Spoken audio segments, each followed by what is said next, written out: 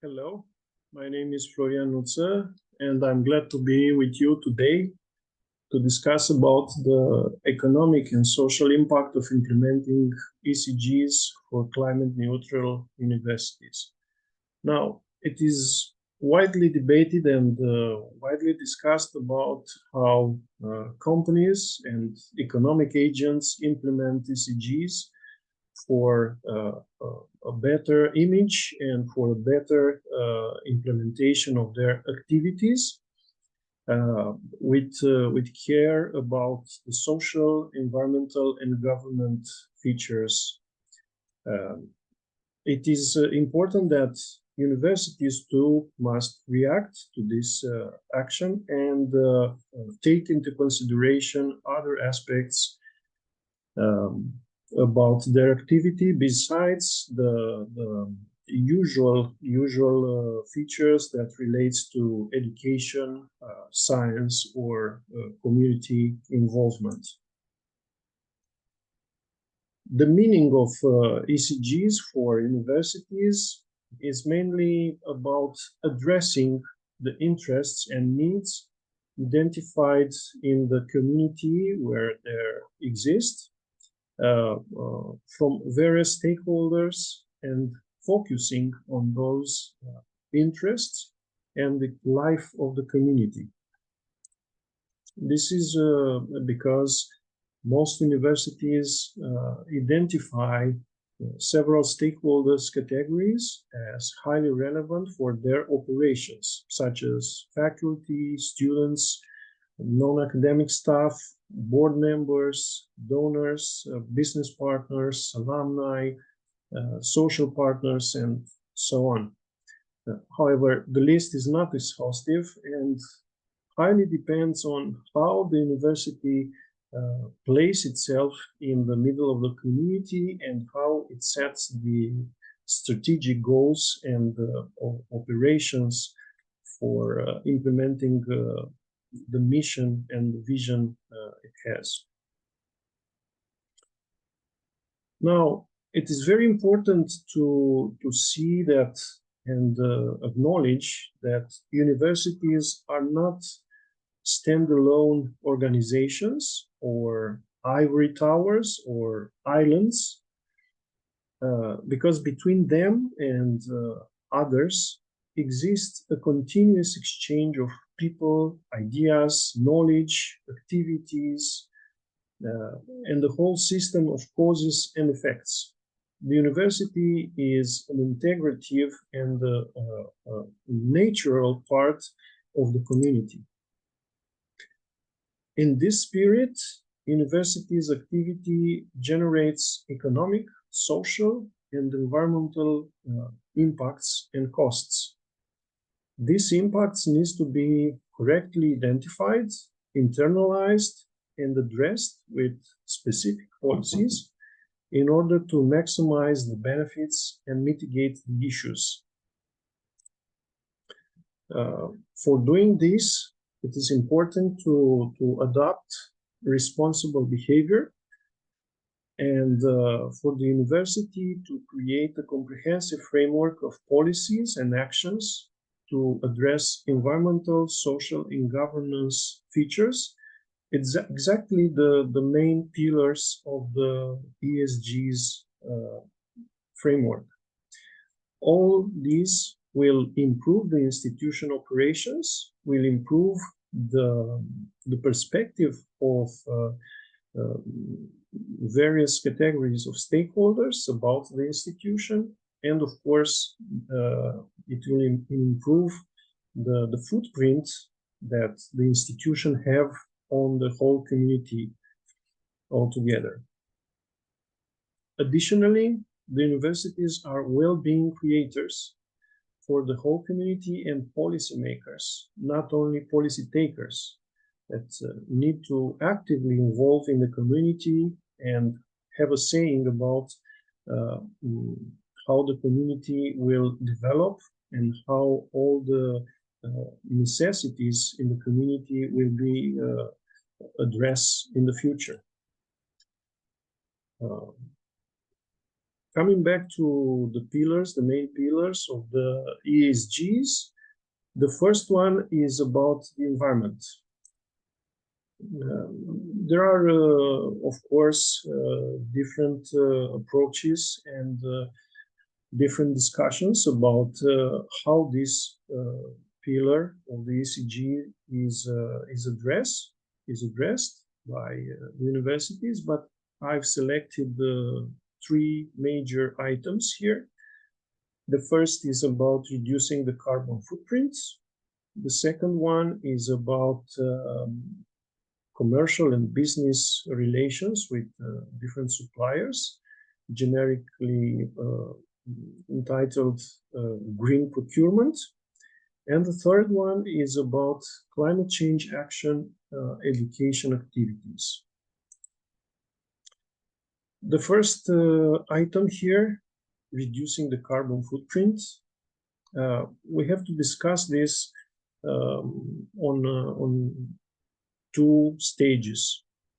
First, the organization must properly identify the carbon emission sources of its operation.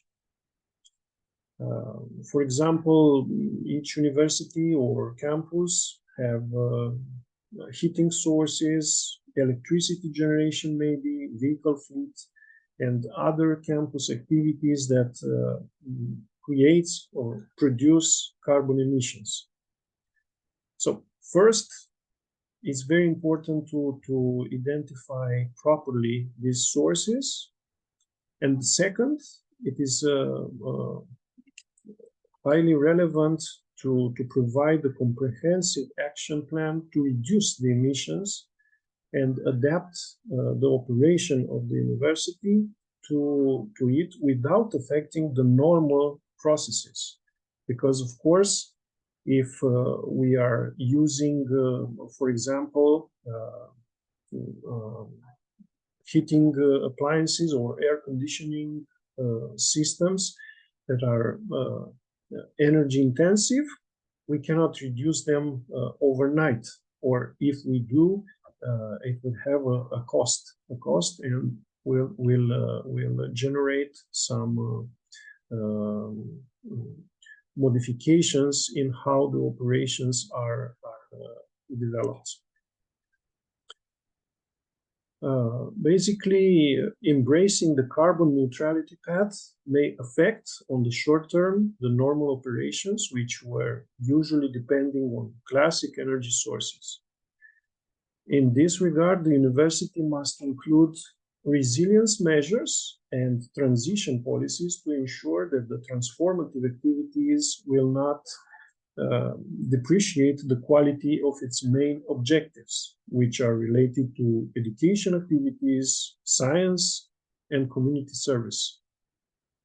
So this discussion is available for the whole community and for all the actors in the society. And resilience measures must be taken to ensure a transition from carbon-intensive activities and processes to carbon neutrality. And of course, university, being a member of the community and the society, must adapt and must adopt action plans to ensure these resilience measures. Discussing about the short-term measures, we can identify several such actions, such as energy audit to identify efficiency potential, upgrading the equipment and the heating and air conditioning systems for energy saving, adopt on-campus renewable energy solutions, adopt energy-saving options for electricity, such as LED technology, which is known to reduce the electricity consumption. And of course, reduce the fuel consumption for vehicle fleet by reducing unnecessarily vehicle usage. Because during the COVID-19 pandemic, most universities adopted a hybrid way of doing business, and many meetings, many in-person activities were moved to online and remote work. And it was proven that taking the things from campus to the online campus reduced also the ecological footprint and the carbon emissions of these universities. So remote meetings and remote activities may be a solution in this regard. But also we can and we must think about the long-term actions that will generate tangible results and may be related to investments in energy storage solutions and on-campus mini-grids for renewable sources, the implementation of carbon-free appliances and systems, again, investments in renewable energy production for campus needs, and discussing about the transportation, renewing the vehicle fleet of the university with electric vehicles. Another item here at the section dedicated to the environment is about green procurement.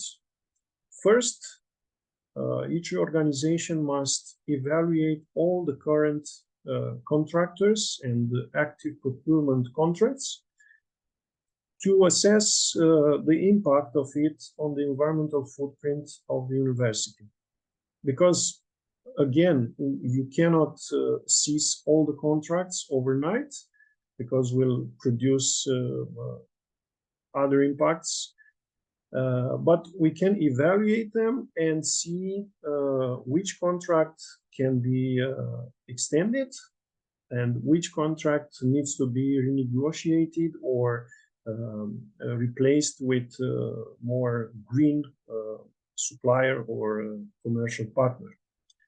And of course, the second action here is to establish new partnerships with suppliers that use green labeling, for example, or assess their environmental friendly supply chain and participate in such supply chain that take into consideration the environmental degradation and impact.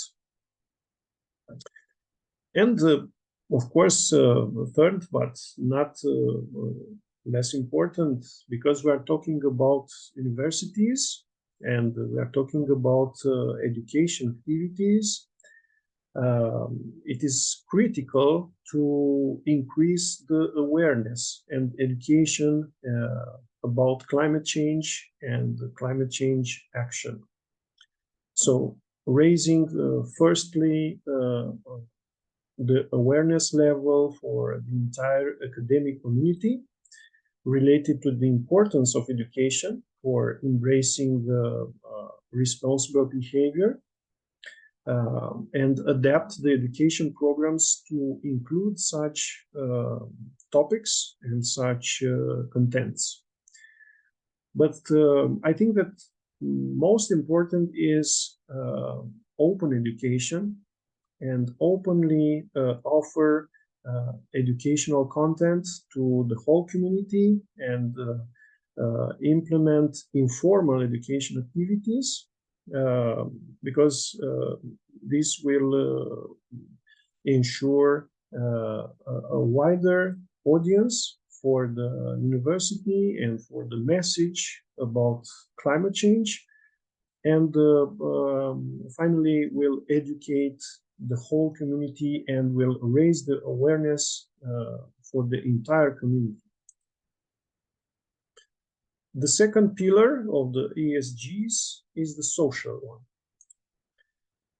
There are, again, different approaches and different ideas regarding how the social feature will be implemented by universities. I've selected again 3 such items. First is the workplace condition. Second is about inclusion, community-oriented university, and discrimination mitigation policies.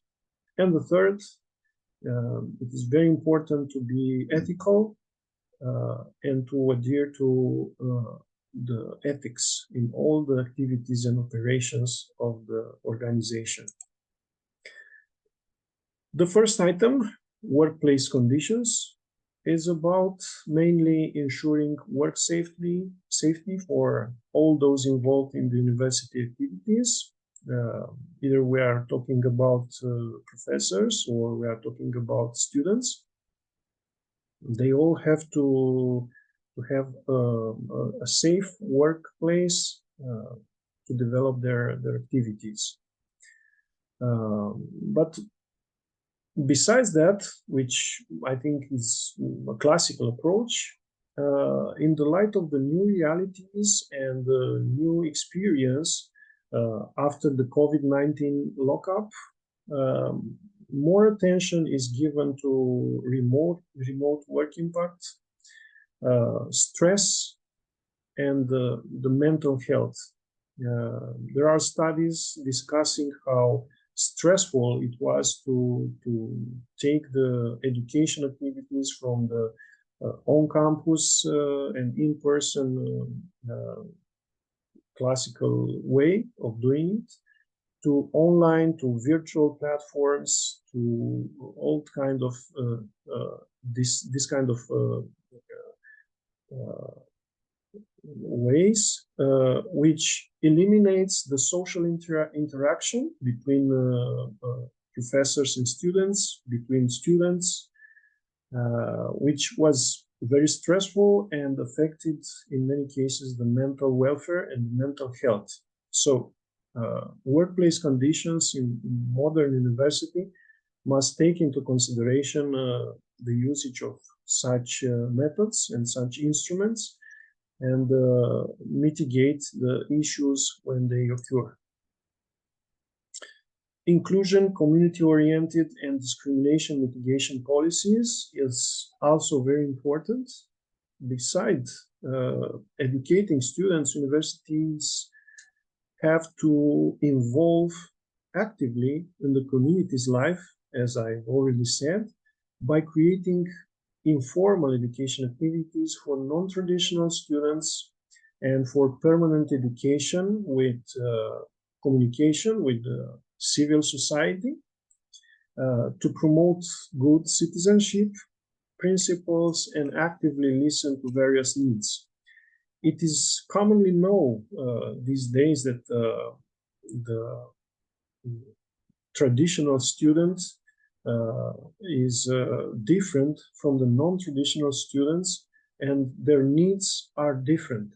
So the university must adapt to these realities and create the same inclusive framework and environment for such students with different needs. This will ensure the access to education for all without limitations given by race, ethnicity, or other individual feature. And of course, these policies and these action plans must be openly stated and publicly available for all stakeholders, because it's important to communicate such actions, not only implement them. And related to ethics, the adherence to ethics is quite important for an university, because academia is the place where ethics, principles, and morality is always welcome. Each university must have an ethics code. It's in many places, in many countries, mandatory by law. But most important is not just to have another book on a shelf, but to include in this ethics code a statement to adhere to implementing all its operations related to education, research, and community service, respecting the ethics, and again, very important to publicly communicate to all stakeholders. The third and last pillar of the ESGs is about governance. Governance is about how the university is organized internally and how the processes are organized in such a manner to avoid various conflicts of interests and respect integrity in work relationships. All operations must be implemented without any political interference, while accountability is emphasized for all hierarchical levels. The reporting, and I'm not talking only about the financial reporting, but also about social sustainability reporting and other non-mandatory reports, must be transparent, and the transparency and accountability must be a top priority, as well as avoiding any illegal conduct from board members or executives within the organization or outside of it, because either the illegal activities or conduct is developed inside the organization or outside, it will shed a light on the organization. For the concluding remarks, very briefly, because there is many things to discuss about ESGs and environmental neutral universities. It is quite clear that modern universities are education drivers for all, and being at the same time responsible just as any agent or any individual in the society for achieving welfare and sustainability for itself and for the whole community. All the actions the university takes come with a social and economic cost that need to be comprehensively identified and addressed. And of course, the accountability for all the impacts, even when we're talking about beneficial impacts or about costs for the organization or for the community, must be very well observed and assessed. Thank you. I'm looking forward to your questions, your suggestions, and comments. Thank you.